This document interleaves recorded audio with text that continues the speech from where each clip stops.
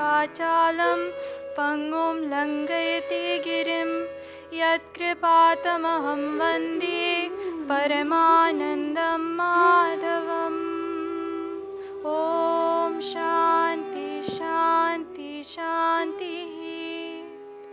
This video is the life story of Vimla Aggarwal. She was born during the British Raj in India, grew with the prosperity and modernization of post-independence India, immigrated to the United States in the early 70s, raised her family, built her career, and slowly moved into her older years with enthusiasm, energy, and excitement. My mother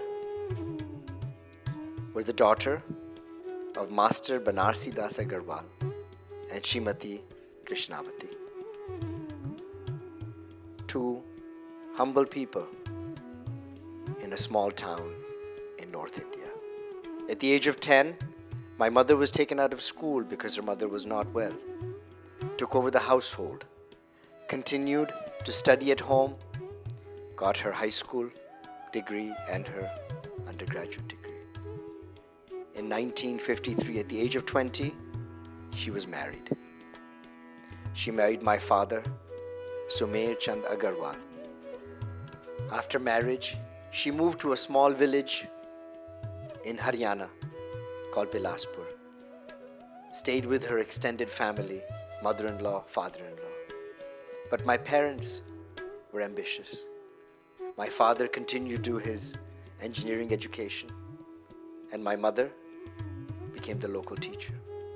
Soon she became the principal and became engrossed in caring for the family and pursuing her professional work. In the late 50s, she had her first child, my sister Sudha. Thereafter, my sister Neeru, another child who did not survive. Finally, in 1962, I was born, Sudhir. The 60s were a great era of prosperity for my parents. My father first taught at IIT in Powai and then at the IIM Ahmedabad. They got a car which for that time was a great luxury. My father had returned from overseas educational trips, and so they got exposed to a cosmopolitan culture. But essentially, they remained the villagers who came from North India. We lived in Ahmedabad for a number of years. In Ahmedabad, my mother saw her career flourish. She became a professor at Gujarat University at the Teacher Training College. And in 1970, my father received an opportunity to migrate to the United States. From 1970 to 1980, my parents, my mother leading the charge, had to rebuild their lives. We arrived in Pennsylvania with $200. It was a major setback financially, but they rebuilt their careers. My mother taught herself fluency in English, and within 3 years had a master's degree and was teaching at the local public schools. One of the hallmarks of my mother is that she never lost her excitement, enthusiasm through all the struggle. She raised the children while pursuing her career, working often 15, 16 hours a day. And by 1980, they had settled fully into America. My mother was always ambitious for her children's professional progress. The eldest child had become a doctor, the second was in optometry school, and the third child was at Dartmouth College. In addition to her own nuclear family, my mother's sister, Urmil, was in this country also and had a small child named Sumi. my mother had a loving relationship with both of them. The 80s saw another chapter in my mother's life. As the children grew up, started becoming professionals. I was at Dartmouth College. My sister was practicing in Philadelphia, and my other sister was in Connecticut. My mother started visiting us and saw her life revolve around 3 grown-up children while still continuing to be a public school teacher. In 1985, my parents moved to Boston. And from Boston, my father was sent overseas to various assignments. In addition to her dedication to her family, my mother had a great love for Indian spirituality. She loved to attend discourses, visit temples, and attend satsang programs. In the 1990s, we see the next chapter of my mother's life. Her children were grown up, settled in their careers, and she turned her attention towards her grandchildren. Amrit, Nalini, then Savitri, and lastly Gopal in 2001.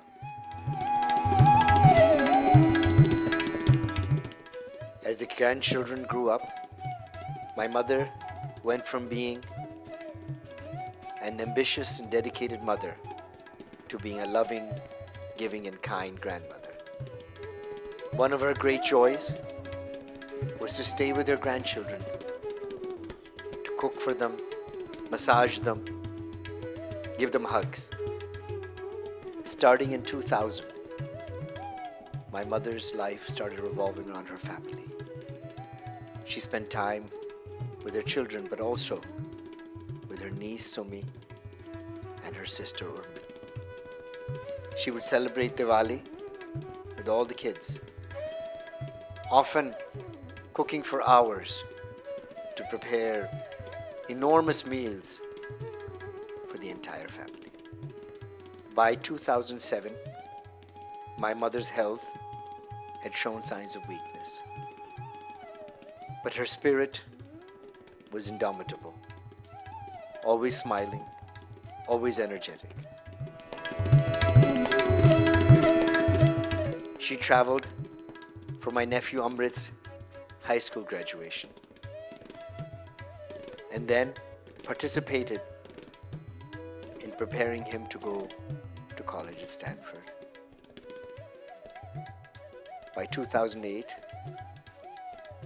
she was being unstable on her knees, but she continued.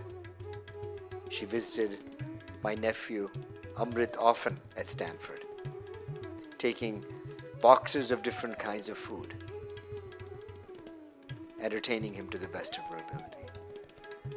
In 2010, she went to see my niece Nalini for her high school graduation. My mother loved festivals of every kind, and Halloween was one of her favorite. Every year she would dress up, and all the neighborhood come to see how Dadi Ma had dressed. She attended the children's programs, flute concerts, dance performances. By 2012, her health had started to fail. Her knees needed to be replaced. She went through a bout of cancer. She had one ailment after another, but she remained ever enthusiastic and energetic. She used the cane sometimes. She used a walker sometimes. But to stay at home was not possible for her. They would go to the temple together, arm in arm. My parents would lie and watch TV together. Her last trip was to visit Boston in 2014 to see my niece Nalini graduate. By 2014, my mother was not going out much anymore, but she remained her jolly, happy, smiling, energetic self. She came to our home every Thanksgiving and every Christmas, often dressing up for the occasion. She brought food that she prepared, spending many hours. In 2015, my nephew Amrit got married to Rupa. That was a great joy for her. Unfortunately, her health was such that she could not travel to see the wedding in Florida. Her home was her great joy. She was very proud of her one-story home that she lived in for the last 8 years of her life. When she stopped traveling much, my mother became an avid gardener. She loved her flowers, spending hours slowly taking care of the garden, watering each plant and talking to them. When we got Gracie at home, she started to call Gracie her own grandchild. In June of 2015, she came and attended Savitri's high school graduation. And that same fall, she came for Thanksgiving. She was an avid board game player, very competitive. She played board games to win.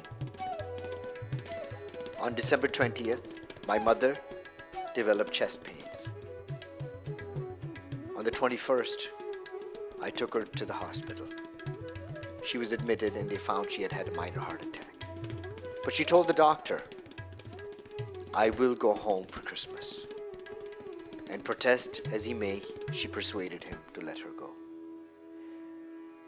On the 25th of December, 1 month ago, she came to my home for Christmas. All the children were there. All the grandchildren were there. The spouses of the children and grandchildren were also present. She looked around the room and she said, "This is my garden." Her life's ambition had been to have a wonderful family. And she saw that all around her. 2 days later, on December 27th, my sister Neeru came to spend some time with her daughter Nalini. They went to the mall. My mother actually had food at the mall. She returned. She rested for a while, and at 6 p.m. on December 27th, she gave dinner to my father, sat with him,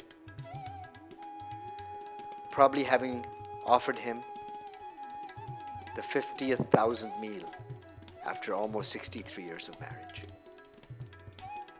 My father went to watch TV, and she said, "I'm going to go to rest." Less than an hour later, he called for her. She did not answer.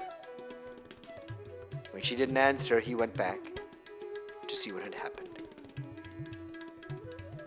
He found, to his dismay, this woman of enormous will, unending enthusiasm, a deep smile, amazing drive, and practical sense,